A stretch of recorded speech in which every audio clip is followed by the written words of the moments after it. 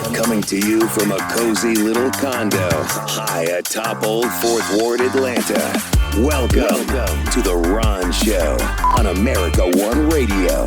Here's your host, Ron Roberts. And we're doing it from Condessa Coffee once again. And I'm pretty excited about this. You know, he doesn't know this, but I've been actually trying to reach out to him for quite a while. But I get Really? it. You don't check your DMs. I don't. It's okay. And you know what? Everybody left the Twitter X platform anyway, so I get it. Oh, you were sending them on Twitter. I was trying to, and now you got to pay for that. And yeah, it disappeared. Anyway, ladies and gentlemen, joining me is Ethan Embry. Activist, I say, on social media, because you are very active on social media, and you have a lot of in-depth political conversations with your followers. You even interact. It's not just you broadcasting to the masses your thoughts, but of course, an acting legend who lives in Atlanta or Metro Atlanta. I've known that, again, for a little while. Been trying to reach out to you. But thanks for joining me, man. I do Thanks appreciate for the it. invite. It's very, Thank you. very Thank exciting you, man. to get to talk to you. And thanks for the coffee. Of course. Yeah, I'm not going to not buy your coffee. We'll argue about that later. Anyway, it's pretty exciting to talk to you, but we're in some really weird times. And, you know, following you as long as I have on social media, you're on top of this stuff. In fact, I think you're one of the few people that's actually talking about, for instance, the India-Pakistan skirmish that could lead to something pretty cataclysmic if we don't. It's very concerning. If we don't, get that under control here pretty soon. Yeah, so, which we're not going to. Yeah. We're going to completely not do anything. So whatever. We don't have a State Department anymore. We don't have a diplomacy wing. I was going to ask, are we just better off maybe not getting involved in it at this point? There's an argument. Like, you can say a lot of horrible things about Western diplomacy. And yes, we have screwed up a lot of things in this world. Sticking our faces in places they don't belong for the wrong reasons. Right. Drawing lines around places and separating people that we have no concept of. Houthis and most of these Iraq. conflicts are because of the actions that we have taken. Yeah. But the prospect of after we stuck our fingers in the pot and mixed it around in ways that it shouldn't be mixed, to then just exit and let the chips fall where they will, is a terrifying thought. I am not going to pretend that I'm smart enough to know what our actions should be. That's not.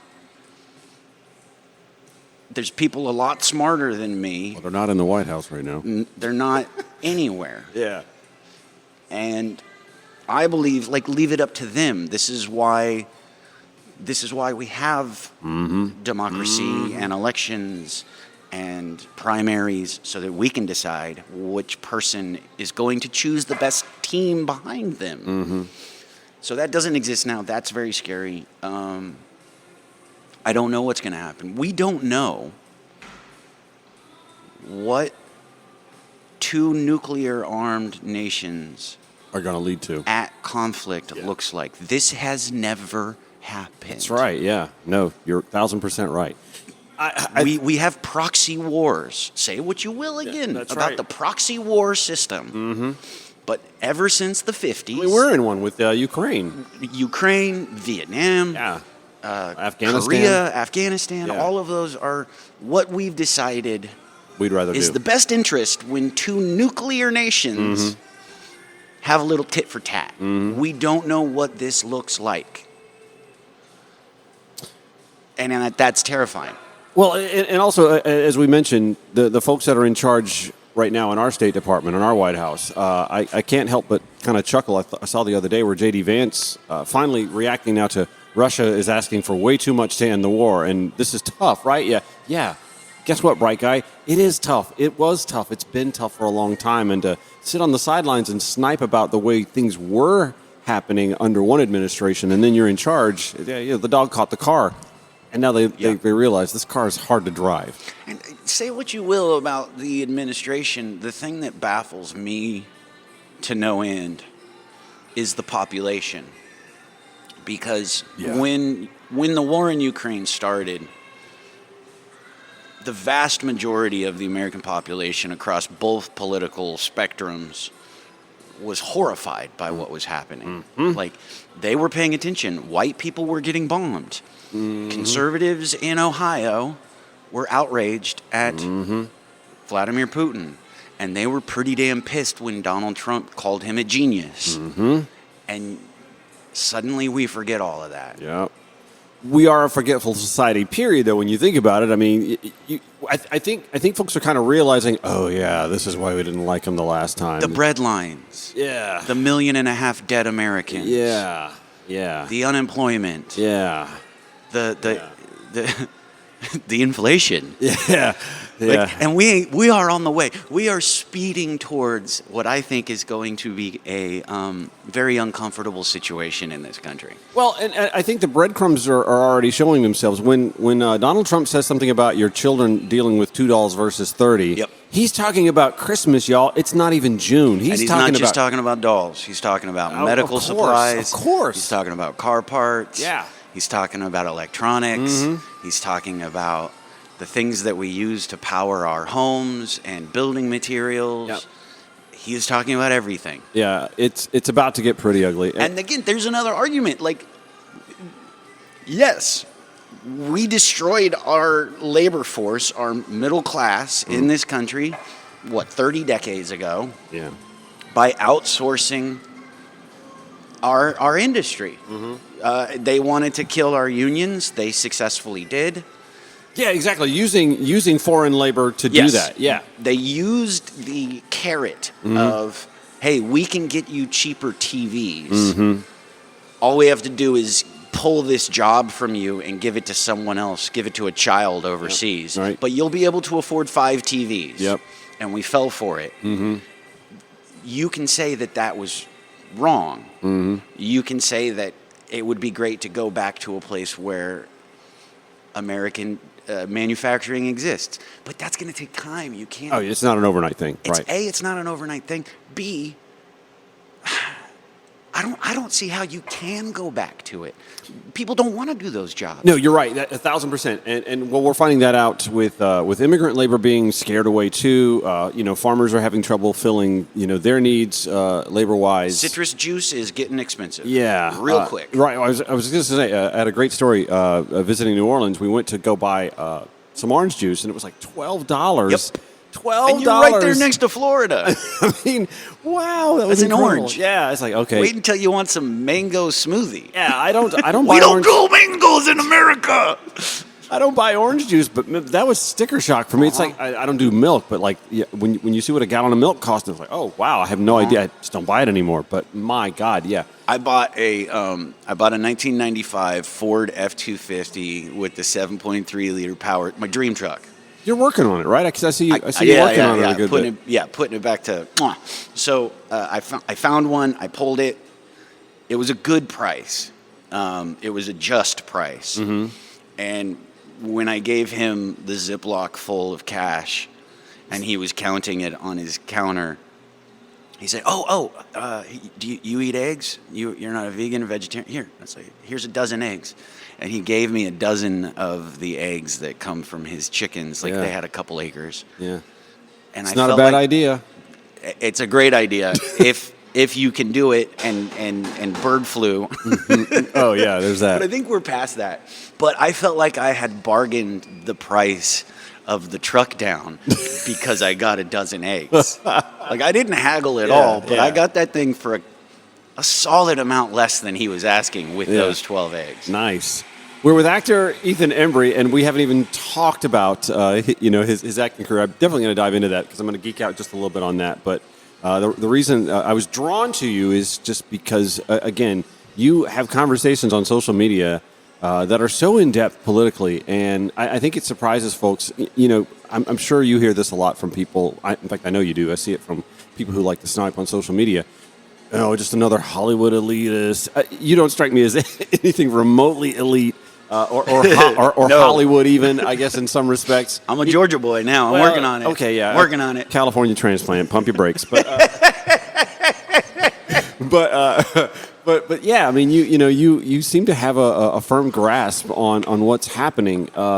What drew your interest into politics? I mean, you're really dialed in. I think as successful as you've been and can be insulated from, you're still very much. Yes, there is a lot.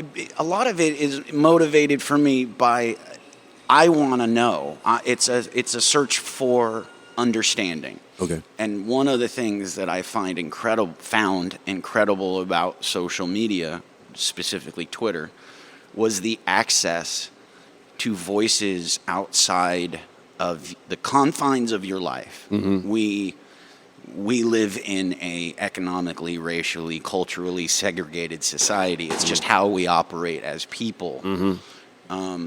And Twitter allowed me to hear voices outside of my living circle. And I started to learn things about myself. Mm-hmm. I started to learn experiences way beyond anything I personally had experienced. And if a person is open and listens, there's a lot to be learned there. That's to me, the magic of social media is like the collection of voices. If you're open to hearing them, you can learn so much. It's the first time in human history, I think, that we have had access to that many different experiences, all in the same place. It's a town square of the world. And there was a growing period where toxic masculinity. I'll be the first to admit, when I first heard that phrase, I was insulted and I was angered. Right. I felt like it was an affront on me. That's where a lot of people just stop right there, and that's their default. And I understand. That's a weird feeling. And that one specifically took me a while. Things like institutionalized racism was a lot easier for me to absorb and say, okay, what is this? Yeah. And learn about myself. Where has my thinking been affected by that? Yeah. Toxic masculinity, it took, I didn't even understand it until 2 years ago. Okay. So that's the part of my upbringing and thinking and cultural mindset that is toxic to me. I need to be a provider. I need to be the protector.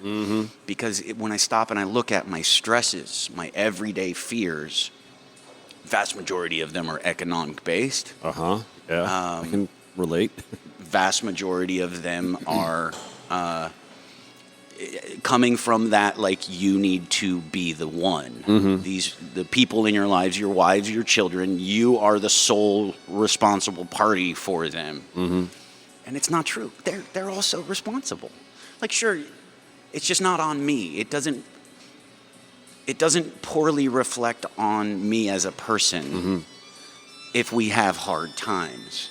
And also, I keep thinking of the Hillary Clinton book, It Takes a Village. It does take a village. Raising a kid, raising a family, having family. There are other people that are going to impact your young ones' lives that also really very much matter. And you kind of want that anyway, don't you? I mean, Yes. Think about the situation. A thick skin. Right, exactly. Yeah. I'm 51 years old. My parents are kind of not. My mother passed away. I have other people who I can now draw on who have influenced my life over the years. And so, it takes a village. But going back to toxic masculinity, you say it took you a little while to sort of understand. Because I was so turned off to the idea. Because that felt so... it felt like a personal assault to me. So I want to expound on that. I got to take a quick break, but then we're going to come back and talk a little bit about toxic masculinity and the impact that it may have had politically, electorally here in the last. Oh God! Yeah. I mean, it's very much shown itself, right? With both sides of the gender spectrum. Yeah, 1,000%. We're with actor Ethan Embry, who is not just a dumb actor; he's a pretty smart guy. I mean, I'm a child actor. I'm pretty dumb. He's not. He's joining us from Condesa Coffee on The Ron Show. On America One Radio, Progressive Voices via TuneIn or wherever you podcast. Show notes, of course, always at ronshowatl.com. Call the show or text it if you'd like, 404-919-2725. You hear me say something, it's you're out of turn. That's fine. hit me back. At Ron Show ATL on your preferred social media platforms, or Ron at RonShowATL.com. We're with Ethan Embry, actor and social media activist, and really dialed in politically. And we were talking about toxic masculinity and the impacts that it had on the 2024 election cycle. I always pull up Joe Rogan as sort of an example, because Joe Rogan was a Bernie progressive back in 2016, and flash forward to 2024, and he's the face of toxic masculinity, wouldn't you say? Yeah, I mean, yeah, the voice, I should say. Maybe not. I mean, if you look at his timeline, like the UFC, Fear Factor, and then where he is now, yes, I would say that that's an accurate placement, and his popularity and his platform. And maybe this is wrong for me to do, but I try to see how these things affect me. So I spend less time trying to see how, like, who is the leader of them and how they affect the world. So how does toxic masculinity affect me? Okay, and that's a good start. Which is all I'm doing. I'm just I'm not going to pretend to know these things. I'm just trying to listen and see how I can personally improve.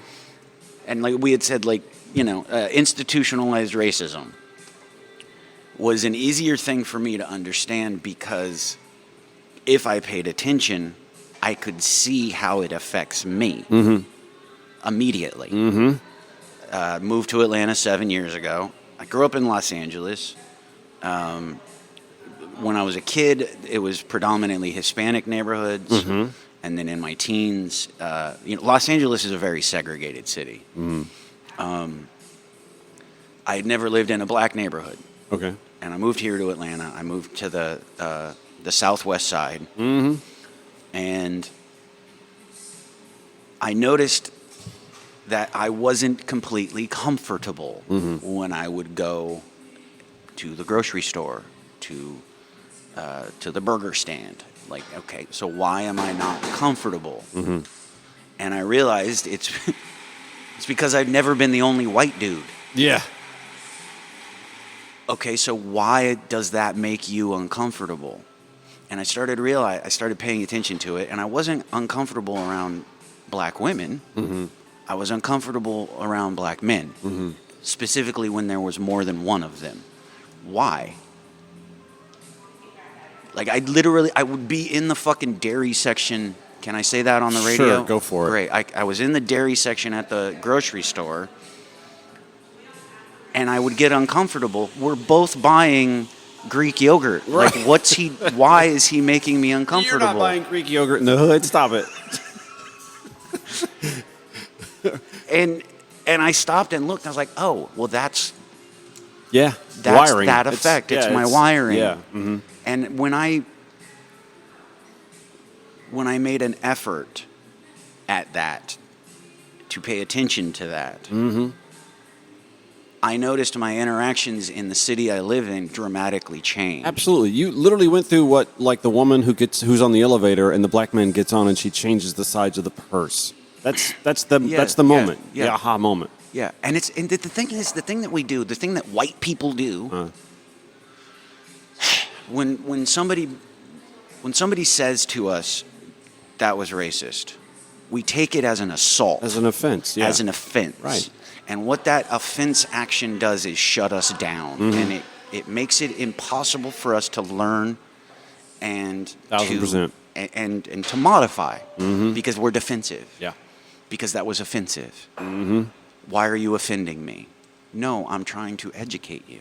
So if we put aside our humility for a second and listen, okay, please explain to me what about that was racist, and learn. We can better ourselves dramatically. I'm not going to pretend that we can actually do that societally. It's never going to happen. But individually, maybe, possibly, if we start to do this, we could learn a little bit. Yeah. And the thing about toxic masculinity that I'm trying to understand, because if that was my wiring racially, I know my wiring as a man has its own flaws. And those I'm not maybe it's just where we are societally. We're not talking about them as much. Well, because you see a pushback in so many realms now where Right. it's emasculating. So what? Like how are my actions chauvinistic, sexist? Mm-hmm. Where? Mm-hmm. Where am I doing that on a gender level? Mm-hmm. Because I firmly believe, like, yes, we can imagine a perfect world where there is no racism and everything is equal. Mm-hmm. But I honestly think we'll never approach that until we fix the male-female hierarchy. Because when you have someone who is inherently bigoted, and you add woman to that, you're now doubling the weight of that oppression. So because it's more than half the population are women. That's right. That's right. So why are we talking about like fixing our relationships with small minority populations when we're not even fucking looking at half the population? Yep. I've got a hard break, but I do want to pick up on this because you're on a roll here. We're with Ethan Embry on The Ron Show, America One Radio, Progressive Voices via TuneIn. This is The Ron Show on America One Radio. Hanging out at Condesa Coffee. Again, I want to thank the staff and owner Anthony at Condesa Coffee here in Old Fourth Ward for letting me have a sit down and conversation with who I feel like is a good buddy of mine now. I'm going to say that anyway. I'm going to say that. I got a new friend. Yeah, a new friend. We like that. Ethan Embry joins us. Tell me about the project you're working on real quick, because I know you've got a little work to do later today, right? So tell me about this project. You seem pretty excited about it. It's a good one. This one. Very thrilled to be invited on it. It's a film. The title is By Any Means, directed by Elegance. Independent feature. Thriller, drama. The story revolves around in the 60s. We're all familiar with the Mississippi burning murder case. The FBI, when they were investigating that, hit a brick wall, and nobody in the community in Philadelphia, Mississippi was speaking. They had an FBI informant who was a mob hitman. They paid him some money to go down and interview the KKK. And now I'm going to use the finger quotes, interview, because he had a different style that they could legally use back then. Okay, yeah. So they brought him down, true story, and he shook a couple of pillowcases and words came out. So a couple years later, there was another murder in Hattiesburg, Mississippi. And so the FBI brought him down one more time. This is the story of that visit by the mob informant and a young black FBI agent trying to get information on the murder of Vernon Dahmer, who was a businessman, politician. I best describe it as kind of like, think of like Inglourious Bastards, in the sense where it's incredibly violent, but you're kind of cheering the violence because of who's getting their teeth knocked out. I see, yeah. I see. But yeah, historically accurate, period piece. The cast is freaking incredible. Thrilled to be a part of it. Shooting it right here in Atlanta. Nice. Go finish it up tomorrow. Later today and tomorrow. So, and you're on the bad team, right? Yes.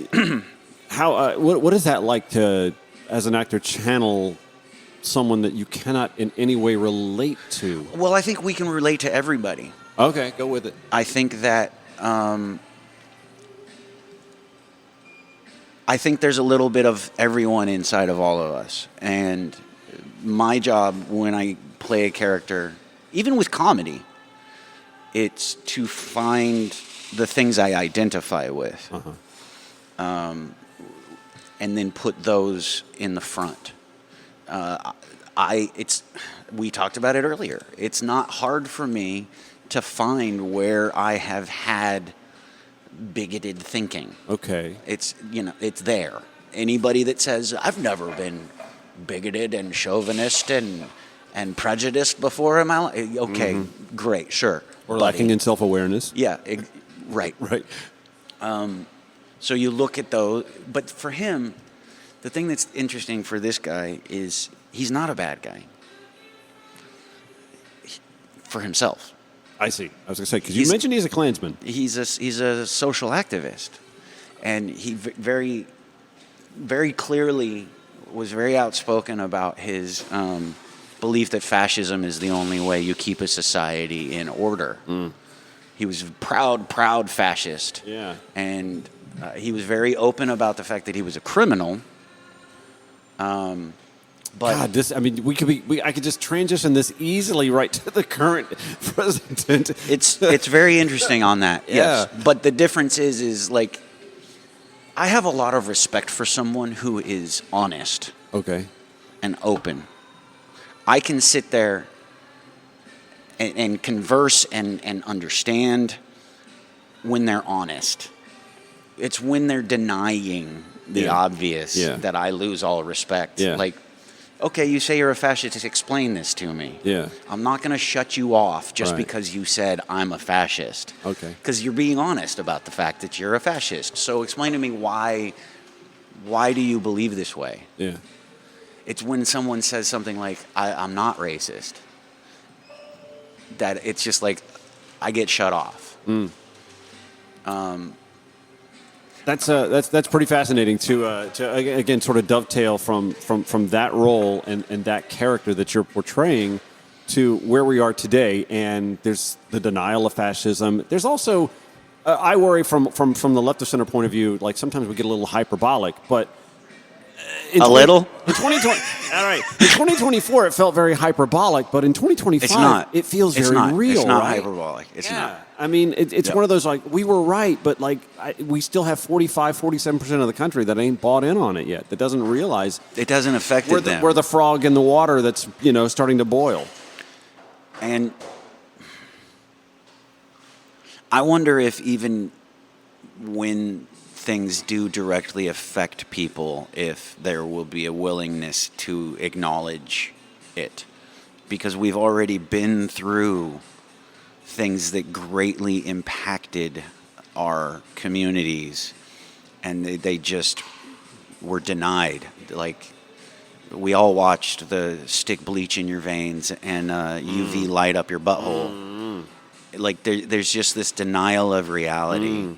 Well, and you saw the media quickly pivot, the right-wing, bubble media pivot from screaming about the cost of goods and inflation and yada, yada, yada in 2023, 2024. To supporting the idea of $30 versus $1. Right. He's right. You only need $2. It's not just the dolls, Stop fixating on the dolls. That was the marching order that came down on high, but yeah. Which is, there's a very strong, I do believe the argument that the left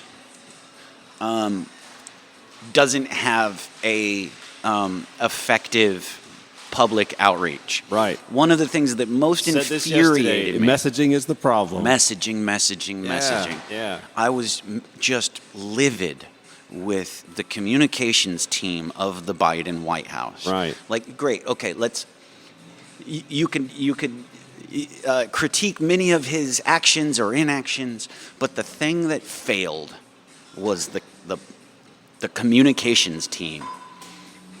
They isolated him. The more that they isolated him, the more the right would call him a senile, incapable, dementia-ridden. Yeah. And it wasn't true. So then we finally do see him. The one time we see him. And it wasn't good. And he falls flat on the face. And what do? They isolate him again. Yeah. Yeah, and then I always pivot back to the press conference he did after the NATO gathering, where he sat there for like 2 hours and took questions from reporters, and he knew his shit. He does. He's fine. He just gave an interview last week. Yeah. He's got a stuttering problem. And has all of his He's life. an 89-year-old, but he's fine. Yeah. He rides his bike down the entire coast of Delaware every Tuesday afternoon.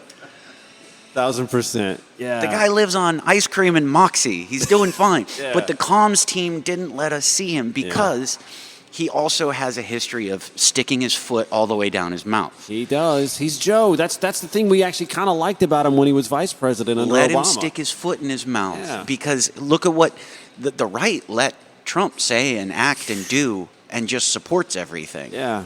But I think you look back at the last few years, left, right, progressive, liberal, whatever the hell you want to call it, CNN being bought and the change that they had, that they underwent the last year of the Biden administration, completely, I think, had played a major part in where we are today. Yeah, it was a... I just don't know that their viewership is that impactful. And when I think CNN now, I think Abby Phillip, the show that she does, Newsnight, with the panel, and Scott Jennings gets a lot more attention because he says the outlandish stuff, and they all just But remember, right before the election, they were letting go reporters that were saying anything that went against the CEO memos. Like they were being told what they could critique and what they couldn't, and journalists were leaving left and right, and they didn't take a hard right turn, but there was a definite change at the organization, and I think that played a major part in where we ended up. I don't know. We can sit here and talk about that. MSN's done their thing, letting the Joy Reids go, et cetera, and so on. I'm actually okay with that because I'm a Bernie guy and I never really liked her. But anyway. We're seeing now where the media really is taking a knee.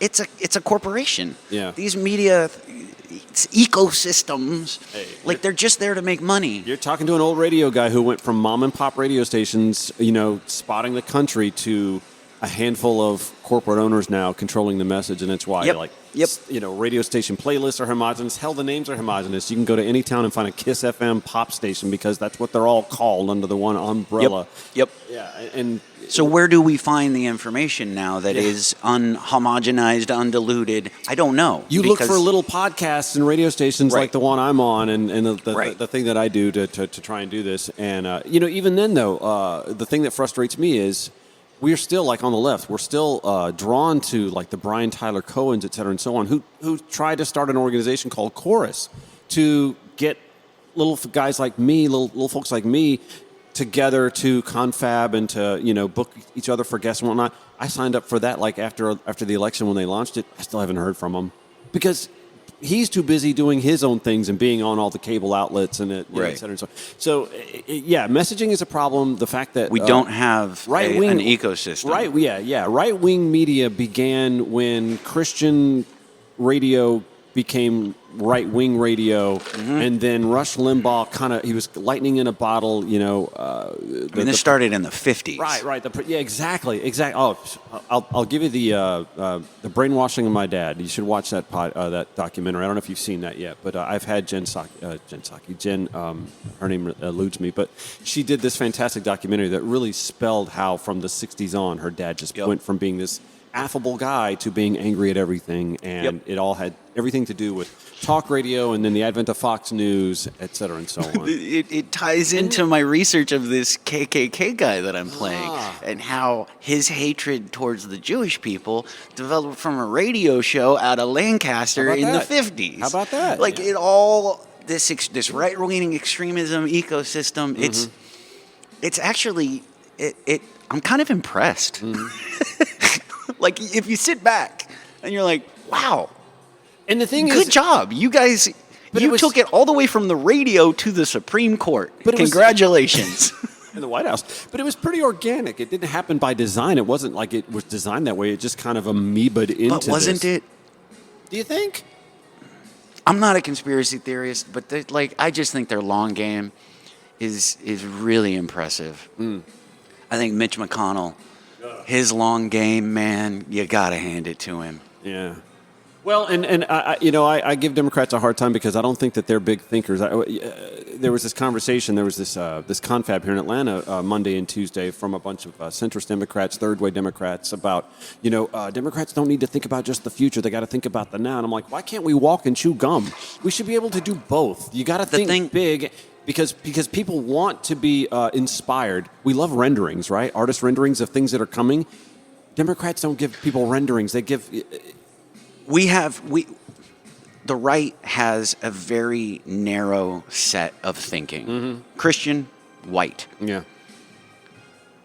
The left, I hate the terminology, but because it's been poisoned, but the left has a collection of numerous communities. Yeah, it's a mosaic.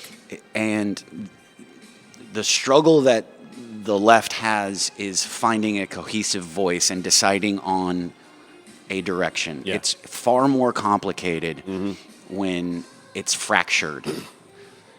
And it stays difficult. It really does. It stays very difficult. I have a friend that I interact with on the X platform from time to time, and he's all about reparations. And I'm like, dude, I get that, but you can't just abandon the whole for the one. It's, I think we paid the price in Michigan with the Islamic American voters, who certainly can't be happy with the direction that we've taken with Israel and Gaza now either. But I get it. It wasn't great under Biden, but you knew it was going to get worse.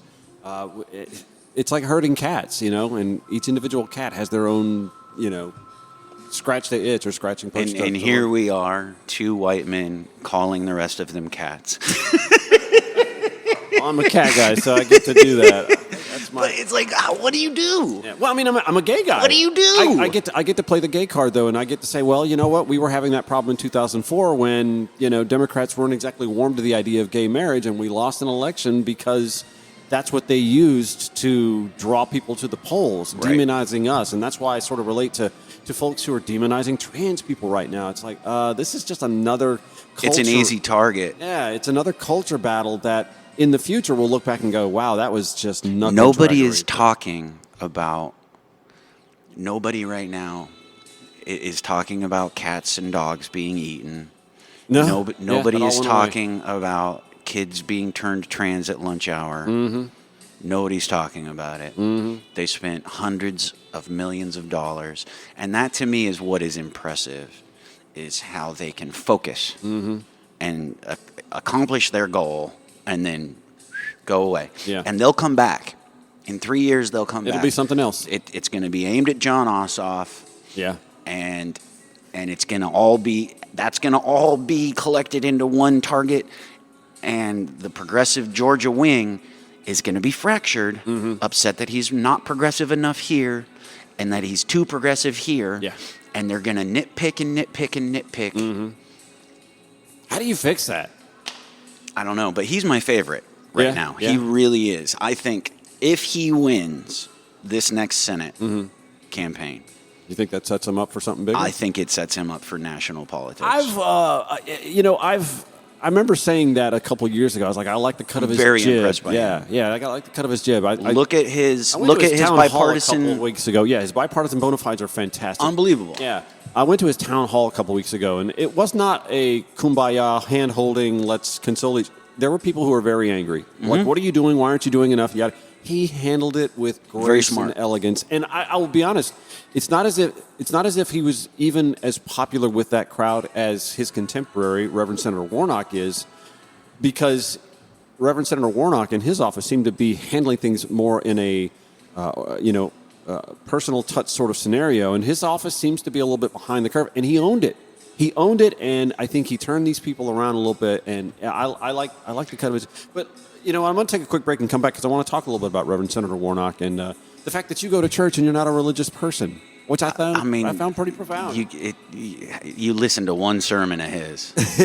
Yeah, he's another one that could be one to watch. We're with Ethan Embry here on The Ron Show, coming to you from Condessa Coffee. Thanks again to the staff at Condessa for taking care of us. It's The Ron Show on America One Radio, Progressive Voices via TuneIn. Or if you podcast, thank you for doing so wherever you podcast.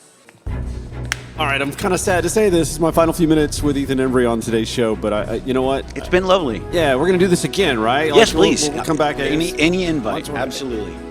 So we talked about a lot of things, but what do you do between gigs? Because you have to have time between gigs, right? Oh my God, so much time. You have more time between gigs than you do at gigs. And the time, like, you're split. You're always unemployed as an actor. You're always looking for the next gig. You sound like a real estate agent. I'm a real estate agent, by the way. It's freelance. It's freelance right. contracting, and it's basically. The reason I ask is because I mentioned to you, like, I started this show because my therapist says, well, your idle hands, your idle mind, they're the devil's playground, so do something. And I love it when there are a lot of auditions because that's giving me an outlet for my craft. Okay. Like I'm treating each audition like a job. I'm doing the research and developing the character. So that's giving. Acting is one of the arts that you have to be invited to do. You can't just, I'm going to go act today. Yeah. You have to have material. You have to have a platform. So an audition is an invitation to do that. I love that. We are in an environment right now where things are slower, so there's not a lot of auditions coming in either. So, like you said, idle hands, idle mind. Sewing has become a very big addiction of mine. Addiction? Yeah, I'm addicted, dude. Wow. I have so many sewing machines at the house now. What are you sewing? Pants, jackets, shirts, underwear. These pants I'm wearing right now. I made those pants. They're like denim chinos. Are you going to open a shop? I'm thinking about it. Nice. And I'm wearing my wool underwear that I finally figured. Wool underwear is not easy to make. Doesn't sound like it's easy to wear. It's the secret, dude. I'm telling you. It's not I like. swear to God, if you're like, you got to try these on. You're thinking of like a Pendleton button-up wool. No. This is like a merino jersey wool. Antimicrobial. Doesn't absorb water. You can wear it for 72 hours before it starts to funk. But does that mean the sweat off my balls are just going to roll down my thigh? No. Where does it go? It does go into the fibers of the wool and then it dries. Oh. It doesn't absorb like a cotton. Oh. And because there's no synthetic materials, it's not harboring bacteria. If anything, the lanolin is like helping fight the bacteria. You're blowing my mind. I'm telling you, wool underwear, wool socks, it's the secret to living in the South during the summer. Okay. You sold me on that. Yep. And what else? You said sewing and... Sewing and carpentry. I have a dream I want to one day combine them both and start making furniture. Okay. Like I want to upholster a couch. So the clothing line and then the furniture line. Yeah. Those are going to be the new Ethan Embry inspired. Well, right now they're just gifts. Like everybody is getting a pair of pants, a jacket, and a shirt. sectional. Yeah, eventually. Let me do this. I got 2 minutes, and I know it's only 2 minutes, and I hate to do this. Religious freedom bill passed in the state here. Hollywood was really active in combating that back in, 2016? And local papers have taken note that, like, the Hollywood folks really didn't step up this time. What was the difference? What do you think? I don't know, man. I think my industry is a little still in... we're in a weird... area because it's been so traumatic over the last 5 years. COVID, the strikes, and now even though we have exited the season of collective bargaining, the studios are punishing. Everything's going overseas, and then there was just that, like he's going to tariff movies. How is that going to work? Yeah. Are audiences paying more at the theater, or are studios going to cost? Like, how is this working? So our industry is kind of. You're fighting battles on many fronts, and we're just tired. Yeah. Okay. That the tracks union too. base is struggling. Yeah.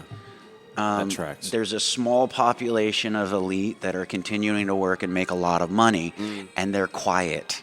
Yeah. Because they're the only ones doing Making okay. money, yeah. So it's smart. It line. behooves them to shut the hell up. Yeah, toe the line. I got you. I don't know, man. I don't know. Well, I like the fact that you're still out there fighting the good fight, and you're still getting work, and that's a good thing. And you're loving living in Atlanta. I do love living in this city. I think it's a really creative, welcoming, warm city. I think if you show it respect, it's a great place to live. I really liked it. I like the people. I like the history. I like the culture. Yeah. We were talking about how my tolerance for hot food has absolutely skyrocketed. It's because now he's been invited to all the cookouts. Yeah. That's right. We were saying we got to have a badge for that, so we need to work on a badge for that. Ethan Embry, thank you so much the for joining. cracker at the cookout badge. Thank you you so much for joining the Ron Show Thanks today, for man. having I do me, man. appreciate that. Thank and you. I want to thank the staff at Condesa Coffee as well. This show airs 9 a.m., 5 p.m. weekdays on America One Radio, 11 p.m. at Progressive Voices via TuneIn or wherever you podcast. Show notes, as always, at ronshowatl.com. Back tomorrow. We'll see you. Take care.